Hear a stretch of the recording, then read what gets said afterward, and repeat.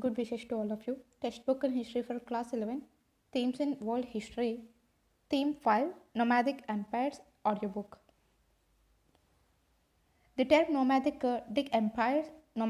empires can appear contradictory. Nomads are arguably quintessential wanderers organized in family assemblies with a relatively undifferentiated economic life and rudimentary systems of political organization. The term empire, on the other hand, carries with it the sense of a material location, a stability derived from complex social and economic structures and the governance of an extensive territorial dominant through an elaborate administrative system. But the juxtapositions on which these definitions are framed may be too narrowly and historically conceived.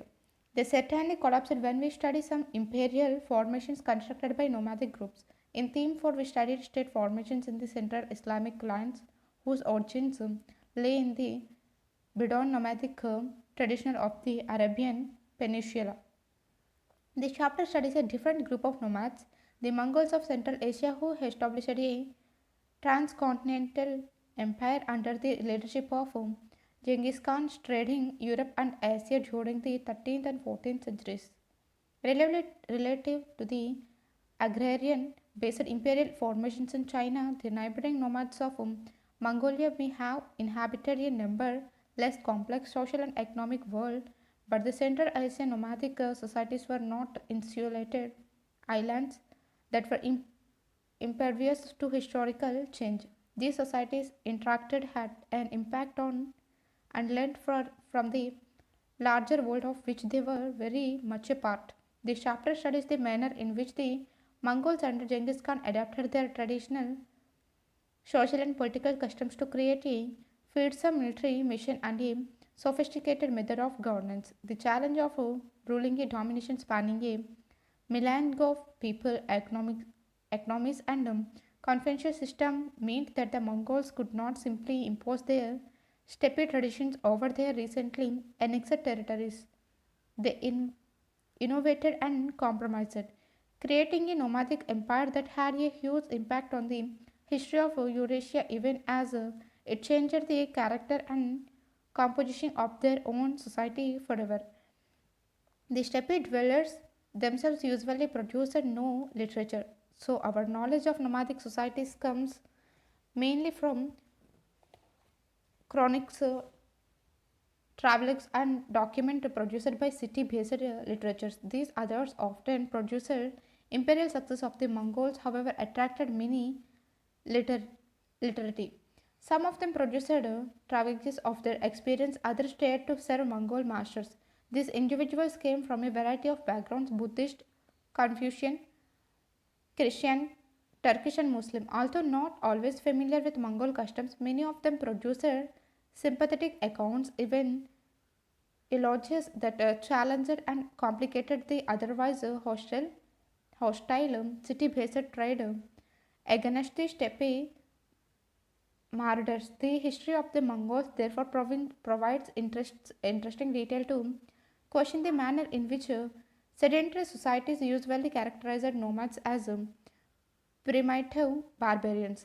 Perhaps the most valuable research on the Mongol was done by Russian scholars starting in the 18th and 19th centuries as the Tsarist regime consolidated its control over Central Asia. This work was produced within a colonial milieu and was largely survived notes produced by travelers, soldiers, merchants, and antiquarian scholars in the early 12th century after the extension of the Soviet republics in the region. A new Marxist historiography argued that the prevalent mode of production determined the nature of social relations.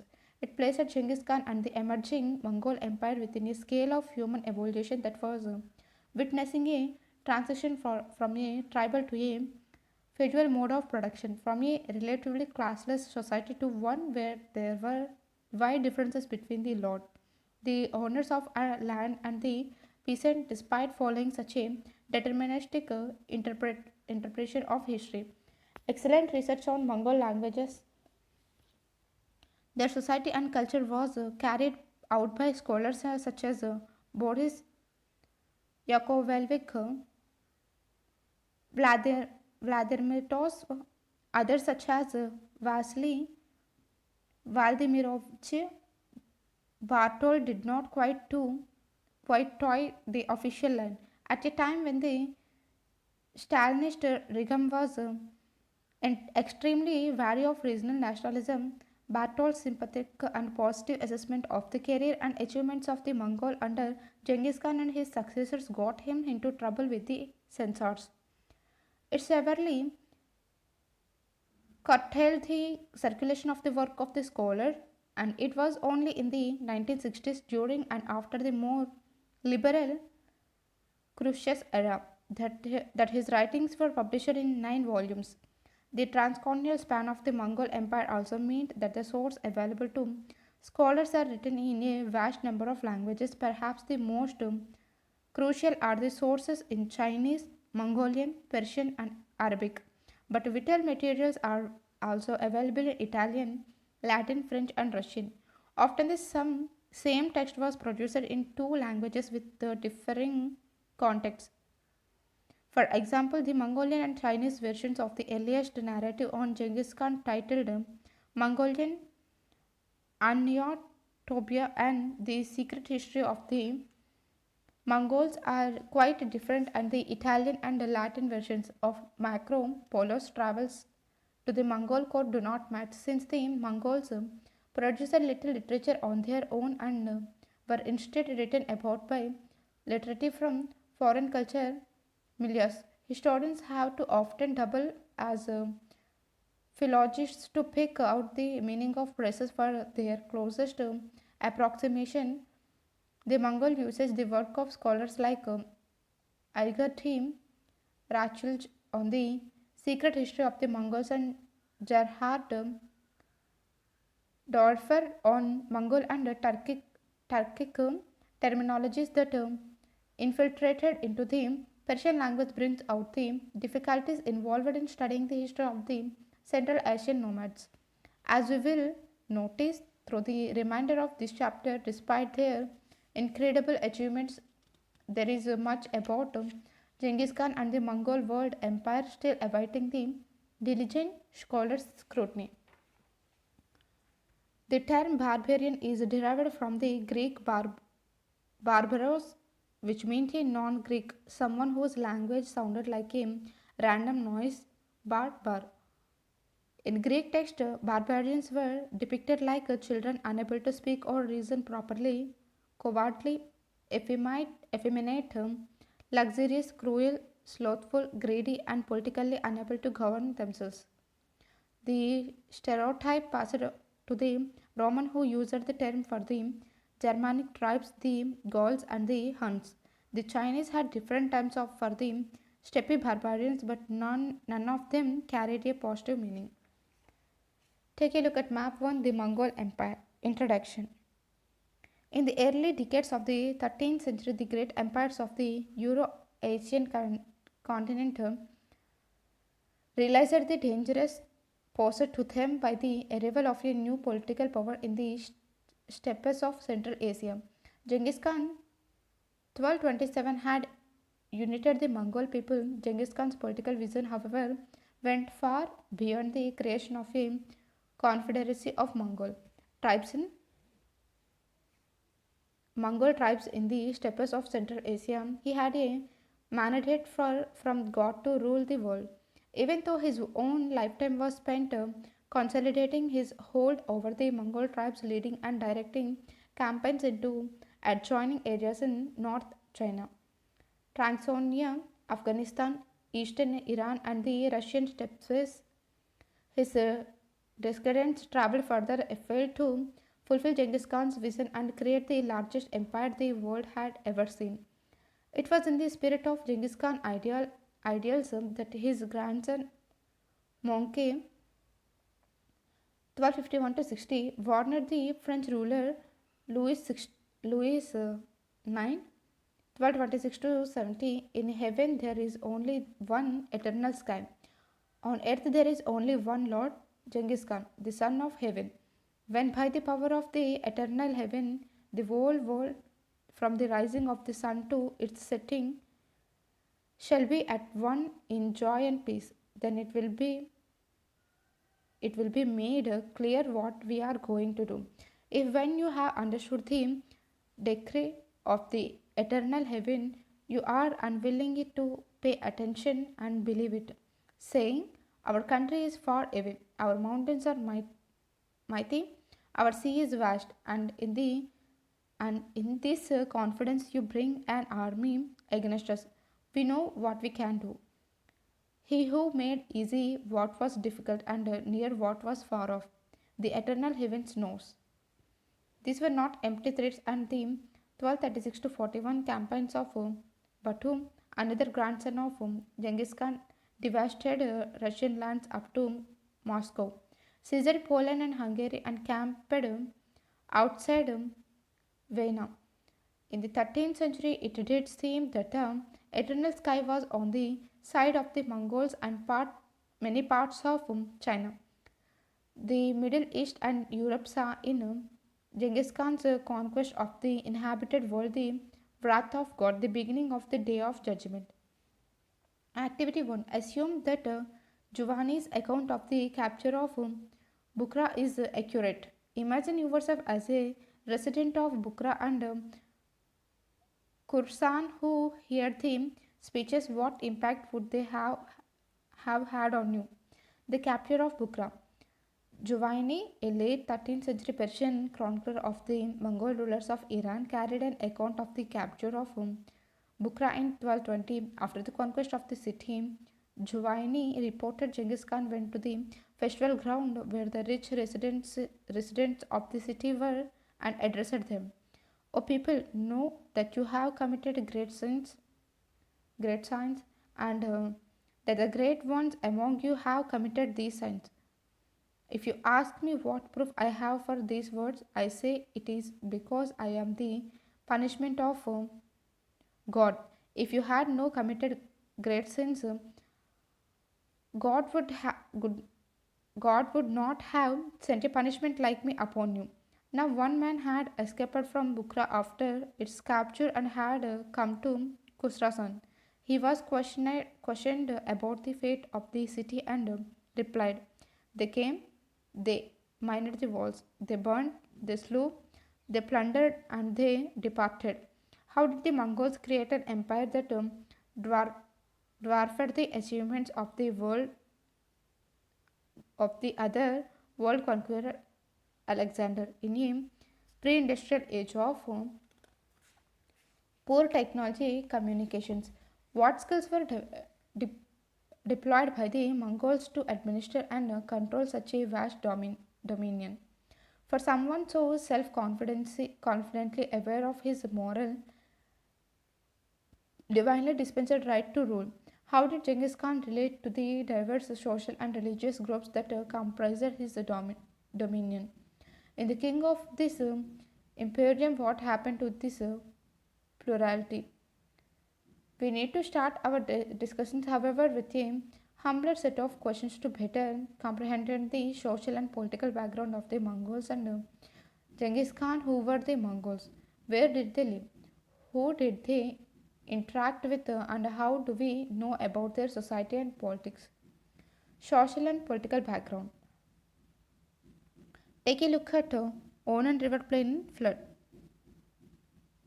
Social and political background. The Mongols were a diverse body of people linked by similarities of language to the Tatars, Khitan and Manchus to the east, and the Turkic tribe to the west. Some of the Mongols were pastoralists, while others were hunter gatherers. The pastoralists tended horses, sheep, and to a lesser extent, cattle, goats, and camels. They nomadized in the steppes of Central Asia in a tract of land in the area of the modern state of Mongolia.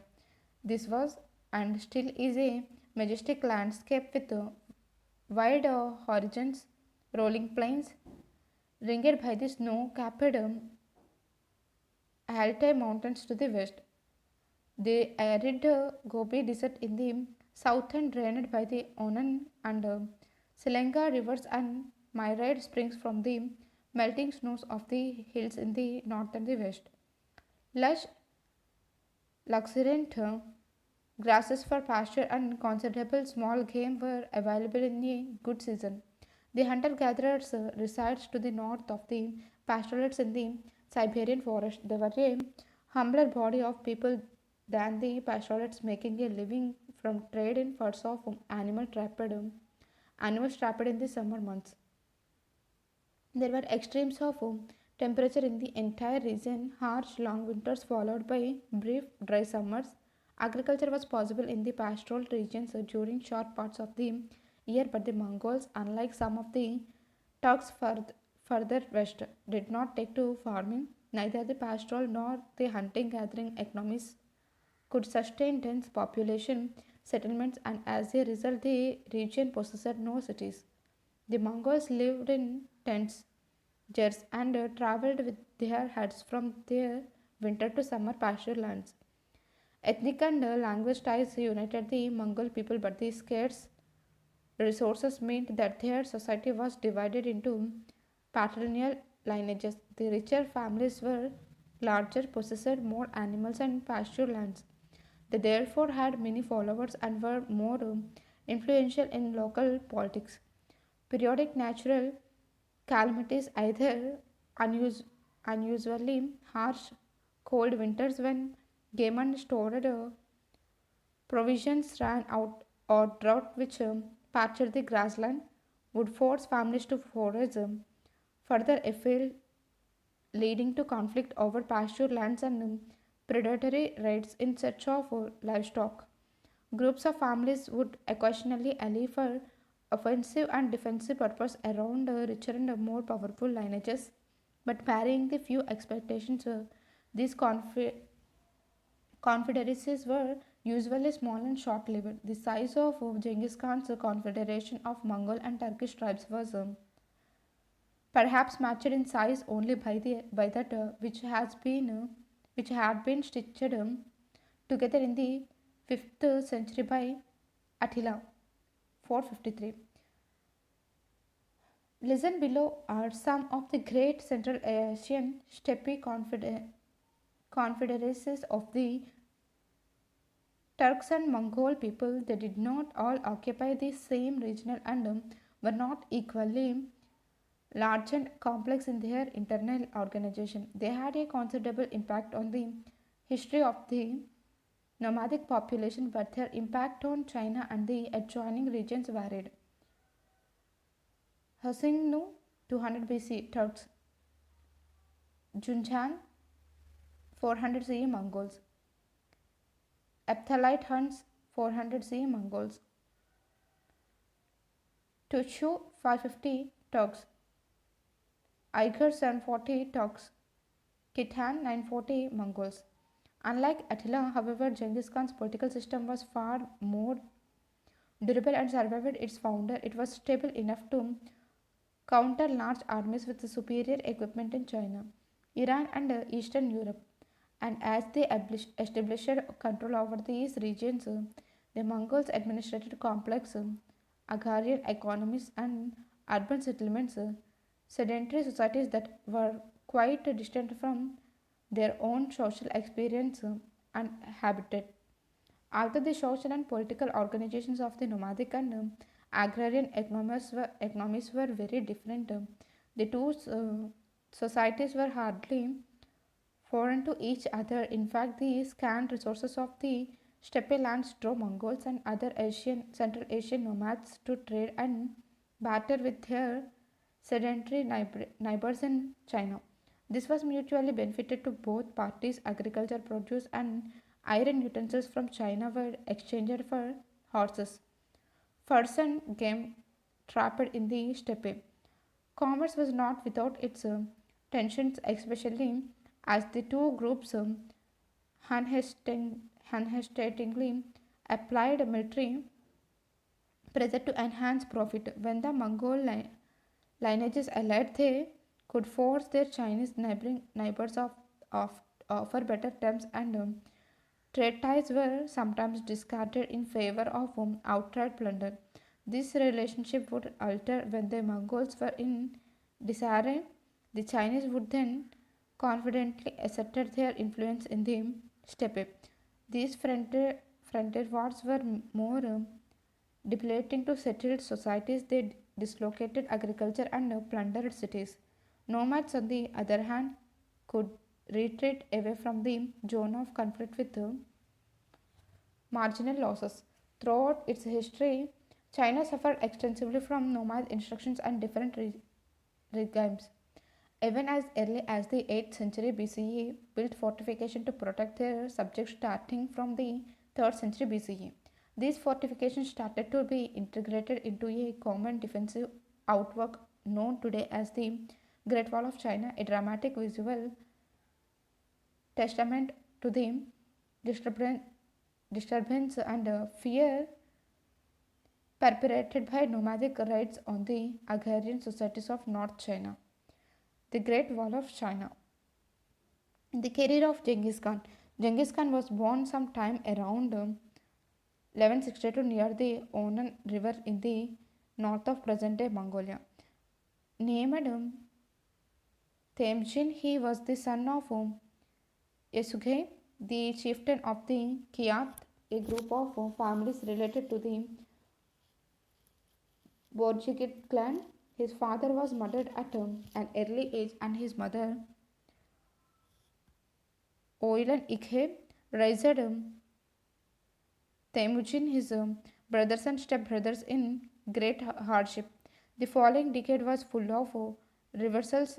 Temujin was captured and enslaved, and soon after his marriage, his wife Bote was kidnapped, and he had to fight to recover her. During these years of hardship, he also managed to make important friends. The young Bogotchu was his first ally and remained a trusted friend. Jamkha, his blood brother, and was another. Temujin also restored old alliances with the ruler of the Karyids, Tugril Onkan, his father's old blood brother. Through the 1180s and 1190s, Temujin remained an ally of Onkan and used the alliance to defeat powerful adversaries like Jumank, his old friend who had become a hostile foe. It was after defeating him that Temujin felt confident enough to move against other tribes. The powerful Tatars, his father's assassins, the Karyids, and Onkan himself in 1203. The final defeat of the Naiman people and the powerful Jumaka in 1206 left Temujin as the dominant personalities in the politicals of the steppe lands, a position that was recognized at an assembly by of Mongol chieftains Kritai, where he was proclaimed the great Khan of the Mongols, Khan with the title Genghis Khan, the Osnik Khan or universal ruler. Just before the Qurtai of 1206, Genghis Khan had reorganized the Mongol people into a more effective, disciplined military force. See following sections that facilitated the success of his future campaigns. The first of his concerns was to conquer China, divided at this time into three realms. The Hisi Hsai people of Tibetan origin in the northwestern provinces, the Jurchen whose Qin dynasty ruled North China from Peking, the Sung dynasty who controlled South China by 1209. The Hisi Hsai were defeated. The Great Wall of China was breached in 1213 and Peking sacked in 1215. Long drawn out battles against the China continued until 1234, but Genghis Khan was satisfied enough with the progress of his campaigns to return to the Mongolian homeland in 1216 and leave the military affairs of the region to his subordinates. After the defeat in 1218 of the Karakita, who controlled the Taishan Mountains northwest of China. Mongol dominance reached the Amudharya and the states of Transoxina and Khwarezm. Sultan Muhammad, the ruler of Khwarezm, felt the fury of Genghis Khan's rage when he executed Mongol envoys in the campaigns between 1219 and 1221. The great cities Otrar, Bukhara, Samarkand, Balkh, Gurganj, Merv, Nishapur, and Herat surrendered to the Mongol forces. Towns that resisted were devastated. At Nishapur, where a Mongol prince was killed during the siege operation. Genghis Khan commanded that the town should be laid waste in such a manner that the site could be plugged upon, and that in the accession of vengeance for the death of the prince, not even cats and dogs should be left alive. Estimated extent of Mongol destruction. All reports of Genghis Khan's campaigns agree at the vast number of people killed following the capture of cities that defied his authority. The numbers are staggering. At the capture of Nishapur in 1220, 747,000 people were massacred, while the toll at Herat in 1222 was 16 lakh people, and at Baghdad in 1258, 8 lakh smaller towns suffered proportionally. Nasa 70,000 dead, Bahak district 70,000, and at Tan in the Kushtan province 12,000 individuals were executed. How did medieval chronicles arrive at such figures? Juwain, the Persian chronicler of the Ilkhan, stated that 300,000 people were killed in Merv. He reached the figure because it took 13 days to count the dead, and each day they counted 1 lakh corpses. Page barbarians as imagined by a European artist.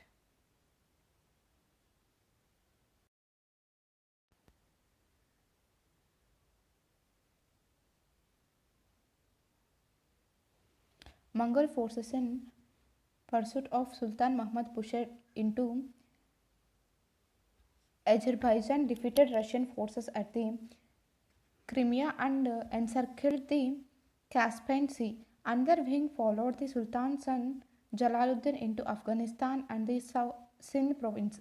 At the banks of the Indus, Genghis Khan considered returning the Mongolia through North India and Assam, but the heat, the natural habitat, and the ill portents reported by his shaman soothsayer made him change his mind. Genghis Khan died in 1227, having spent most of his life in military combat. His military achievements were astounding, and they were largely a result of his ability to innovate and transform different aspects of steppe combat into extremely effective military strategies.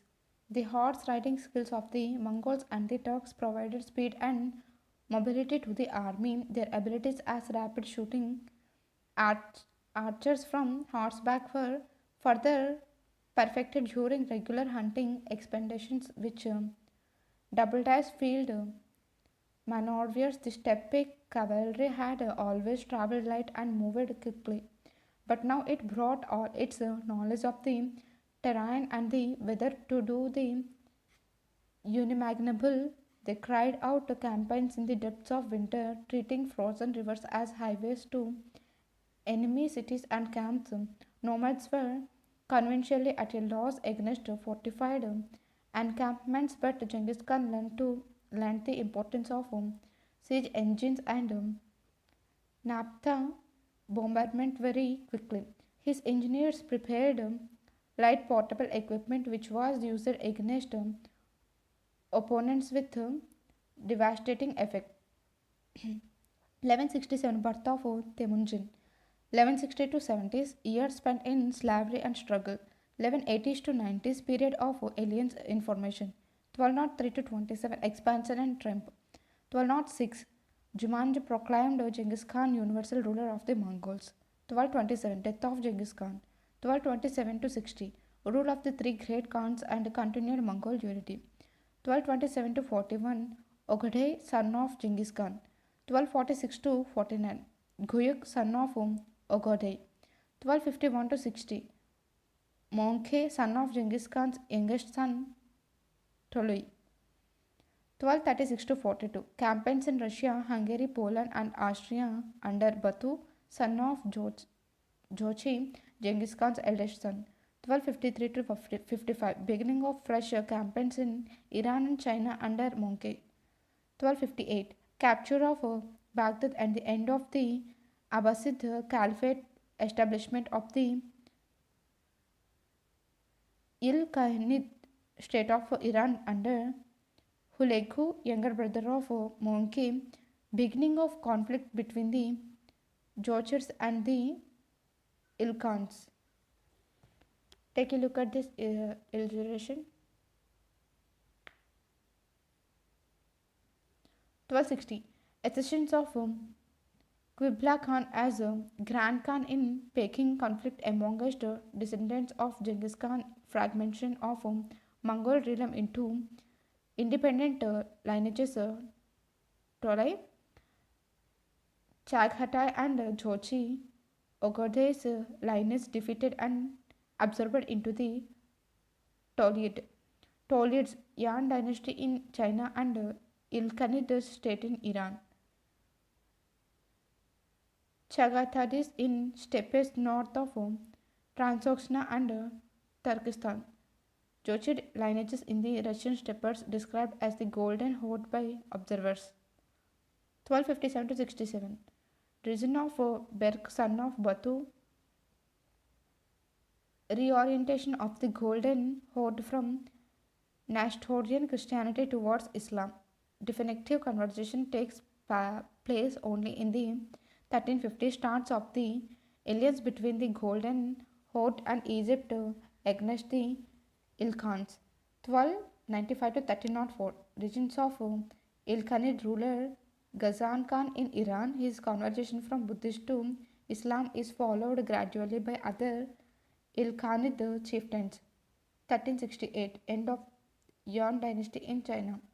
1370 to 1405 rule of Timur, a Barlas Turk who claimed Genghis Khanid descent through the lineage of Chagatai, establishes a steppe empire that assimilates part of the dominations of Tolai, excluding China. Chagatai and Jochi proclaims himself Gargajan, royal son-in-law, and marries a prince of the Genghis Khanid lineage. 1495 to 1530 Jahiruddin Babar, descendant of Timur and Genghis Khan's successor to Timurid territory of Ferghana and Samarkand, is expelled, captures Kabul and in 1526 sieges Delhi and Agra, founds the Mughal Empire in India. 1500 capture of Transoxana by Saibhani Khan, descendant of Jochi's youngest son Shibhan, consolidates Shaibhani power. Shaibhani also describes as Uzbek, from whom Uzbekistan today gets its name in Transoxana, and expels Babur and other Timurids from the regions. 759 Manchus of China conquered Mongolia. 1921 Republic of Mongolia. The Mongols after Genghis Khan. We can divide Mongol expansion after Genghis Khan's death into two distinct phases. The first, which spanned the years 1236 to 42, when the major gains were in the Russian steppes, Bulgar, Kiev, Poland and Hungary. The second phase, including the years 1255 to 1300, led to the conquest of all of China. 1279. Iran, Iraq, and Syria, the frontier of the empire, stabilized after this campaign. The Mongol military forces met with few reversals in the decades after 1203, but quite noticeably after the 1260s, the original impetus of campaigns could not be sustained in the West, although Vienna and beyond it, Western Europe as well as Egypt was within the grasp of Mongol forces.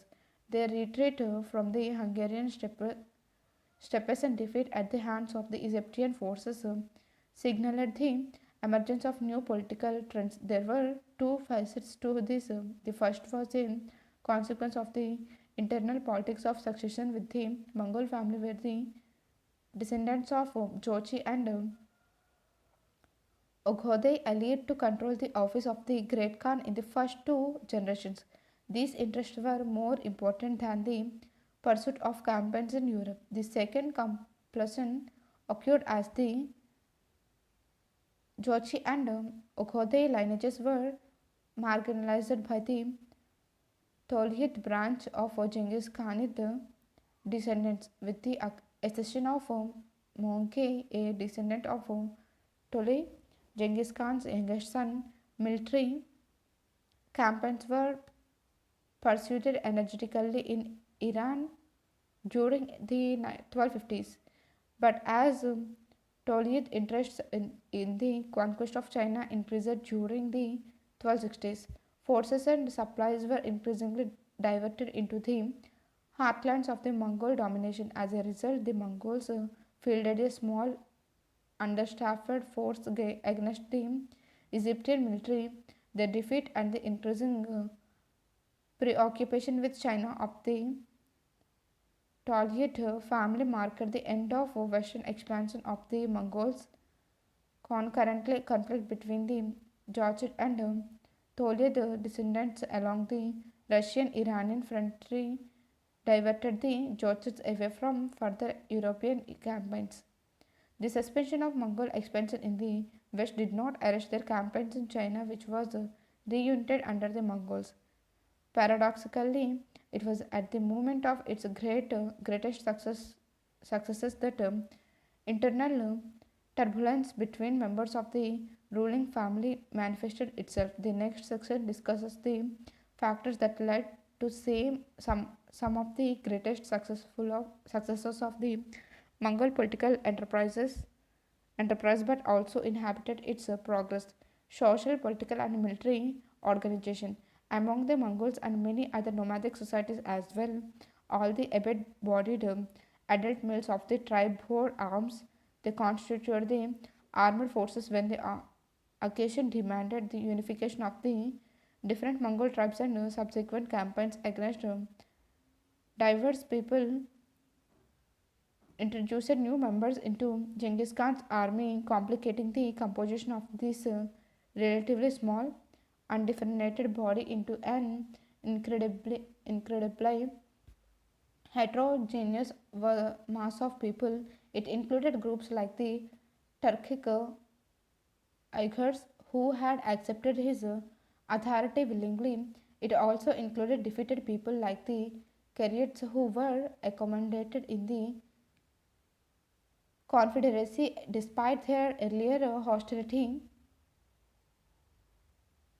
Identities of the different groups who joined his confederacy. His army was organized according to the old steppe system of decimal units in divisions of tens, hundreds, thousands, and nationally 10,000 soldiers. In the old system, the clan and the tribe would have coexisted within the decimal units. Genghis Khan stopped this practice.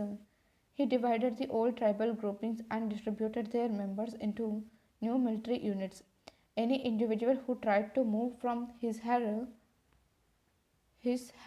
allotted group without permission received harsh punishment. The largest unit of soldiers, approximating 10,000 soldiers, Tuman, now included fragmented groups of people from a variety of different tribes and clans. This altered the old steppe social order, integrating different lineages and clans and provided them with a new identity derived from its progenitor Genghis Khan.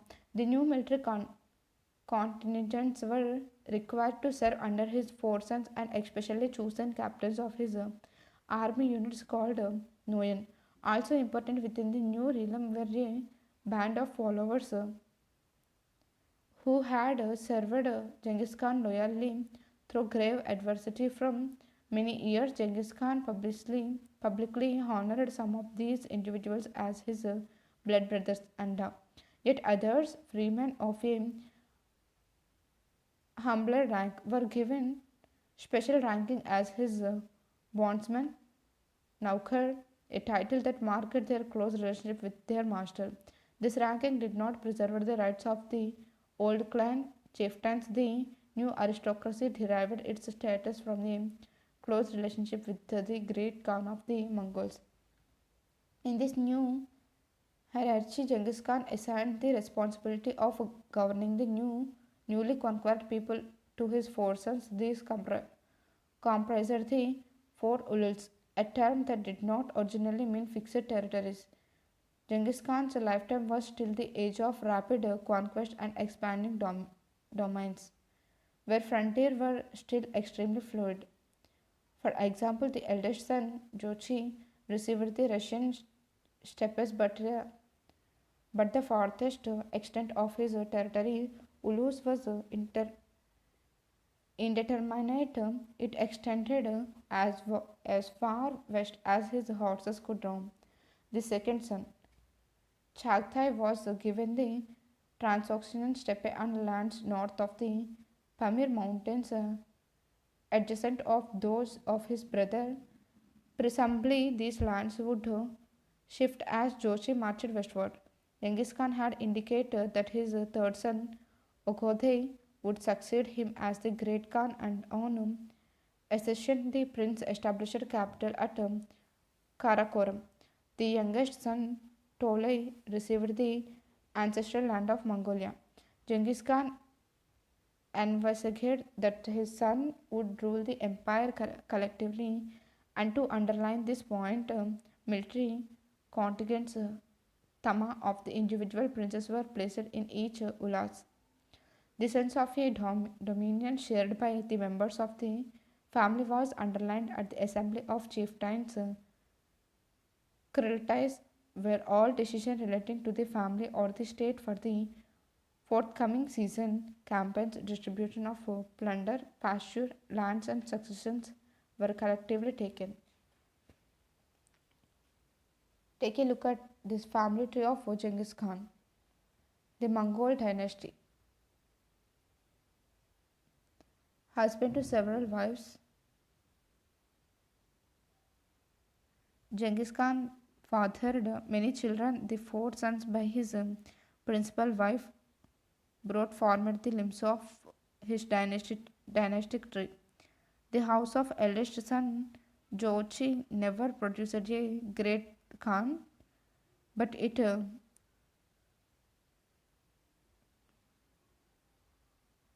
wielded great power by his refusal to support Ogder's line after the death of Guyak. Jochi's son Patu forced a power shift to the Tolai house, thus opening the way for Monke and Kublai.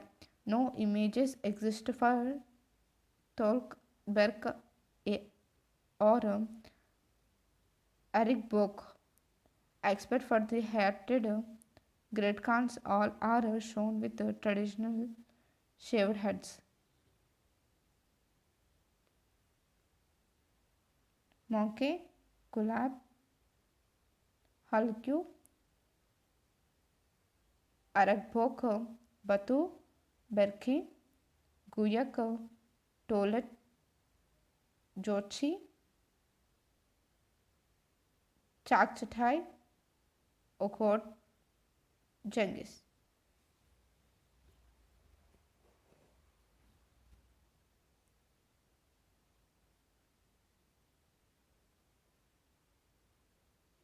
Genghis Khan had already fashioned a rapid courier system that connected the distant areas of his regime.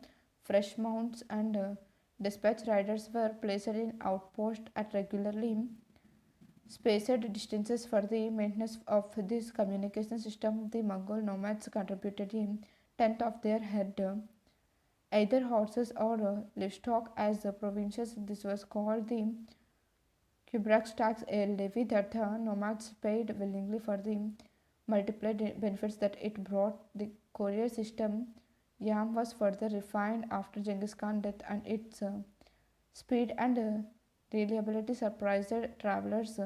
It enabled the great Khans to keep a check on developments at the farthest end of their regime across the continental landmass. The conquered people, however, hardly felt a sense of affinity with their new nomadic masters during the campaigns in the first half of the 13th century. Cities were destroyed, agricultural lands laid waste, trade and handicraft production disrupted. Tens of thousands of people, the exact figure, are lost in the exaggerated reports of the time, were killed. Even more enslaved, all classes of people from the elites to the peasantry suffered the resulting instability. The underground canals called canals in the Iranian plateau could no longer receive periodic maintenance as they fell into disrepair. The desert crept in. This led to an ecological devastation from which parts of Khorasan never recovered. Once the dust from the campaigns had settled, Europe and China were territorially linked in the pace ushered in by Mongol conquest. Pax Mongolica trade connections matured. Commerce and travel along the Silk Road reached its peak under the Mongols, but unlike before, the trade routes did not terminate in China. They continued north into Mongolia and to Karakoram, the heart of the new empire. Communication and ease of travel was vital to retain the coherence of the Mongol regime, and travelers were given a paisa in Persian, Jarji in Mongolian. For safe conduct, traders paid the backtax for the same purpose, all acknowledging thereby the authority of the Mongol Khan. The contradictions between the nomadic and sedentary elements within the Mongol Empire eased through the 13th century. In the 1230s, for example, as the Mongol waged their successful war against the Qin dynasty in North China, there was a strong pressure group within the Mongol leadership that advocated the massacre of all peasantry and the conversion of their fields into pasture lands. But by the 1270s, when South China was annexed to the Mongol Empire after the defeat of the Sung dynasty, Genghis Khan's grandson Kublai Khan 1294 appeared as the protector of the peasants and the cities. In the 1290s, the Mongol ruler of Iran, Ghazan Khan 1304, a descendant of Genghis Khan's youngest son Toli, warned family members and other generals to avoid piling the peasantry. It did not lead to a stable, prosperous realm. He advised in a speech whose sedentary overtones would have made Genghis Khan shudder. Activity 2. Note the areas traversed by the Silk Route and the goods that were available to traders along the way. This map does not reflect one of the eastern terminal points of the Silk Route during the height of Mongol power. Can you place the missing city? Could it have been on the Silk Route in the 12th century? Why not? Map 2. The Mongol campaigns.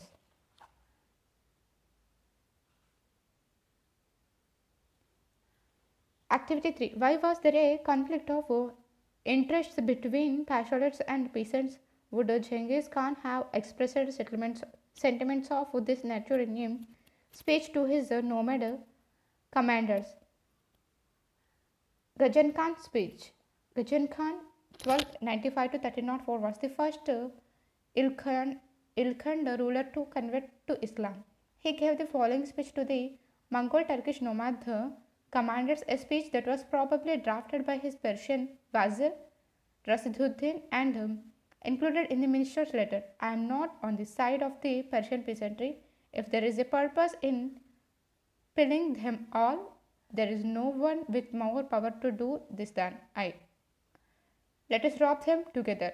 But if you wish to be certain of collecting grain and food for your tables in the future, I must be harsh with you. You must be taught reason. If you insult the peasantry, take their oxen and seed and trample their crops into the ground, what will you do in the future? The obedient peasantry must be distinguished from the peasantry who are rebels. From Genghis Khan region itself, the Mongol had recruited civil administration from the conquered societies. They were sometimes moved around. Chinese secretaries deployed in Iran and Persians in China. They helped in integrating the distinct dominance, and their backgrounds and training were always useful in blunting the harshest edges of nomadic predation on sedentary life. The Mongol Khans trusted them as long as they continued to raise revenue for their masters, and these administrators could sometimes command considerable influence. In the 1230s, the Chinese minister Yahlu Chutasai muted some of Okitai is more rapacious instincts.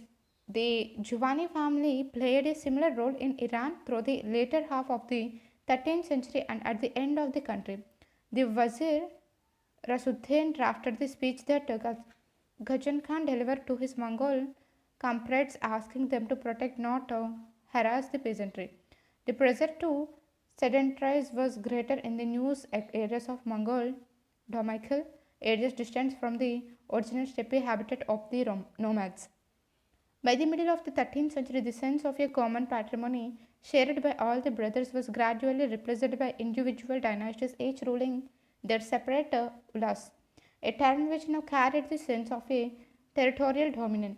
This was in part a result of succession struggles where Genghis Khanid descendants competed for the office of Great Khan and prized pastoral lands. Descendants of Tole had come to rule both China and Iran, where they had formed the Yuan and Ilkhanate dynasties. Descendants of Jochi formed the Golden Horde and ruled the Russian steppes. Chagathi's successors ruled the steppes of Transonia and the lands called Turkestan today. Noticeably, nomadic traditions persisted longest amongst the steppe dwellers in Central Asia, descendants of Chagatai, the Russia, the Golden Horde. The gradual separation of the descendants of Genghis Khan into separate lineage groups implied that their connections with the memory and traditions of a past family concordance also altered. At an obvious level, this was the result of competition amongst the cousin clans, and here the Tolib, Tolid branch was more adept in presenting their version of the family disagreements in the histories produced under their patronage. To a large extent, this was a consequence of their control of China and Iran and the large number of literate literati that its family members could recruit. At a more sophisticated level, the disengagement with the past also meant underlining the merits of the regnant rulers as a contrast to other part monarchs. This exercise in comparison did not exclude Genghis Khan himself. Persian chronicles produced in second Khanid Irhan during the late 13th century detail the gory killings of the Great Khan and greatly exaggerated the numbers killed.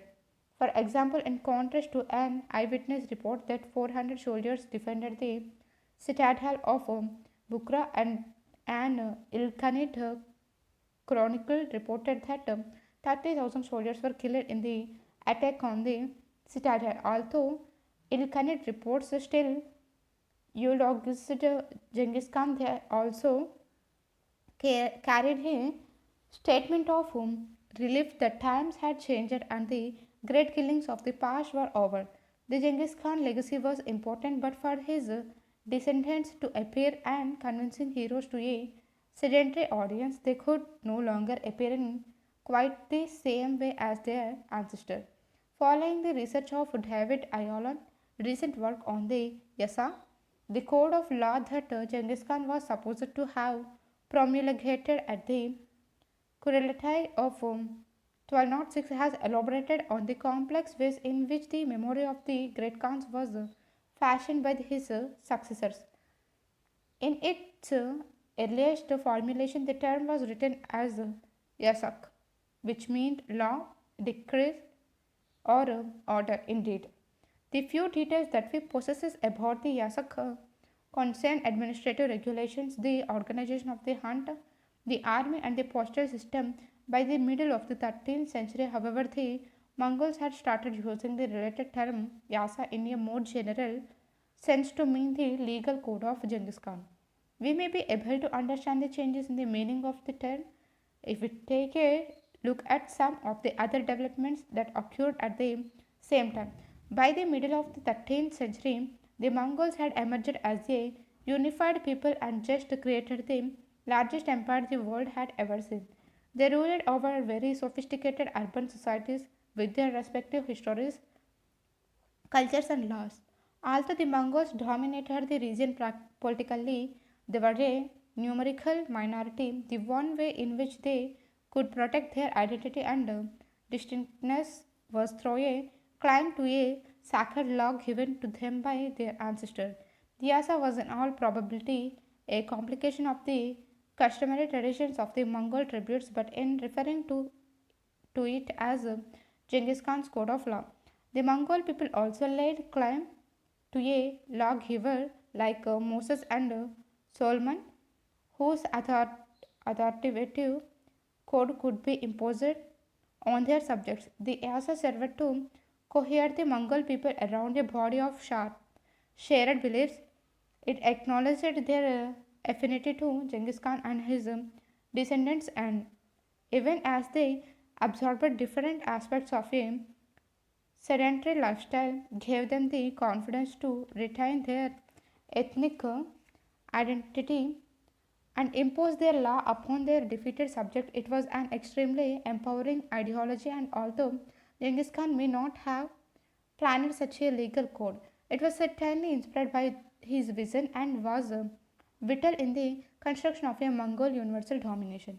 Activity 4. Did the meaning of Yasa alter over the 4 centuries, separating Genghis Khan from Abdul Abdul Khan? Why did Hafiz I Tanish make him reference to Genghis Khan's Yasa in connection with Abdul Khan's prayer at the Muslim festival ground?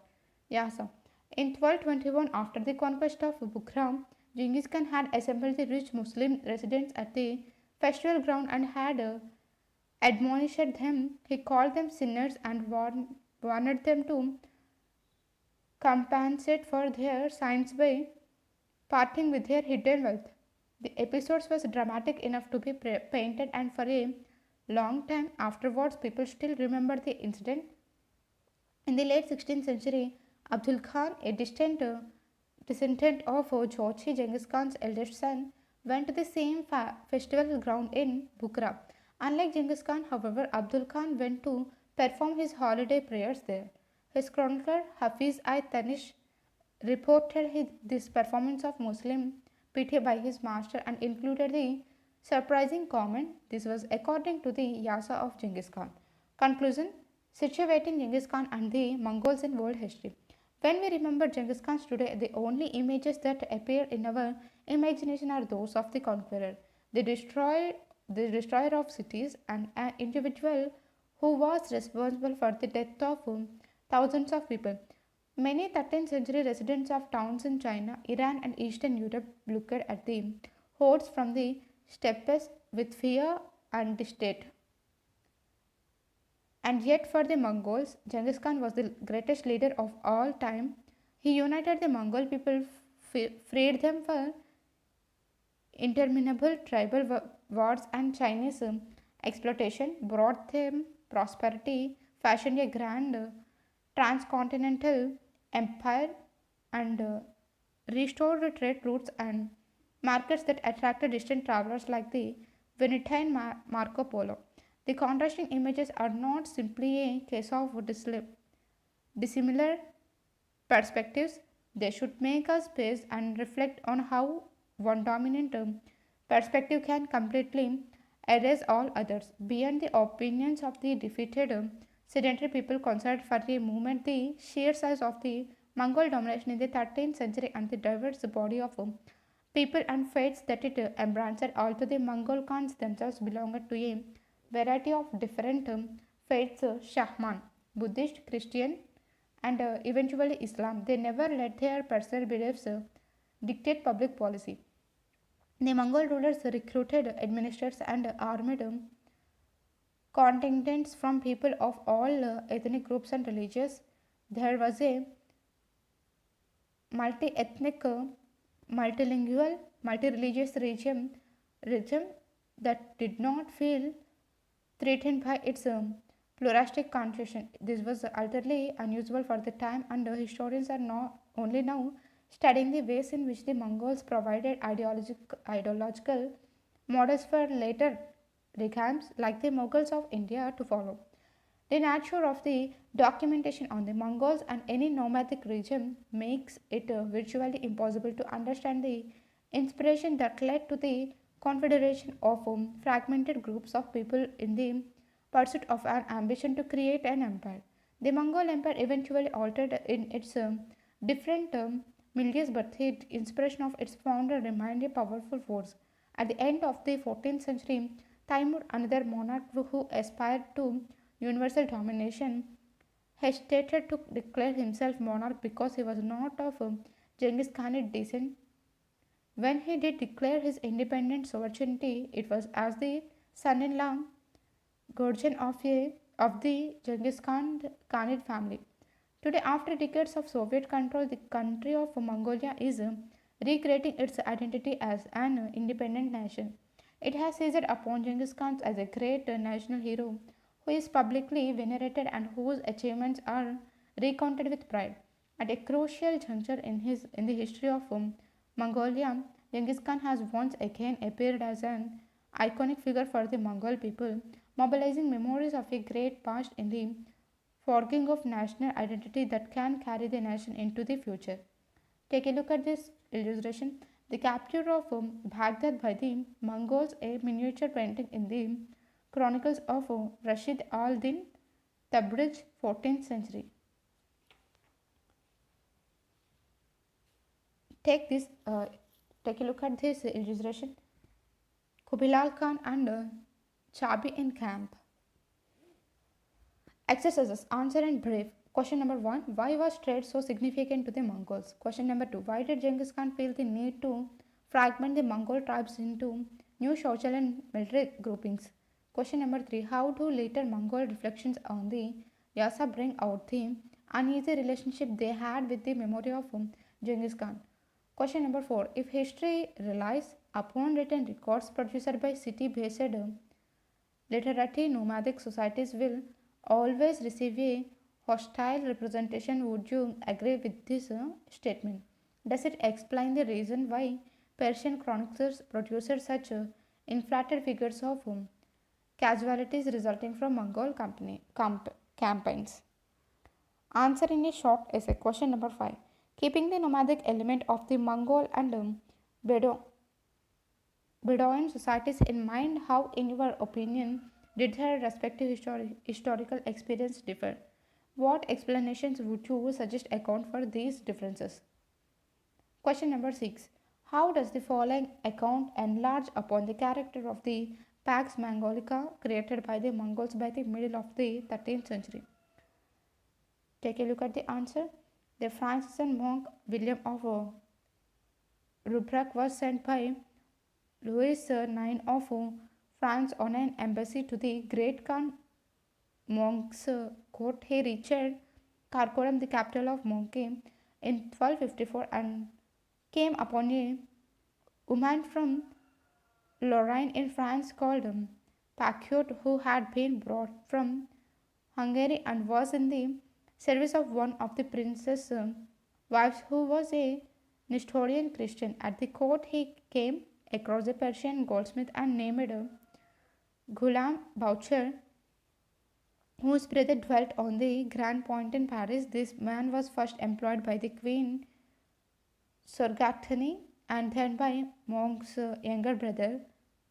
Rubruk found that at the great court festivals, the Nestorian priests were admitted first with a regalia to bless the Grand Khan's cup and were followed by the Muslim clergy and Buddhist and Taoist monks. Thank you.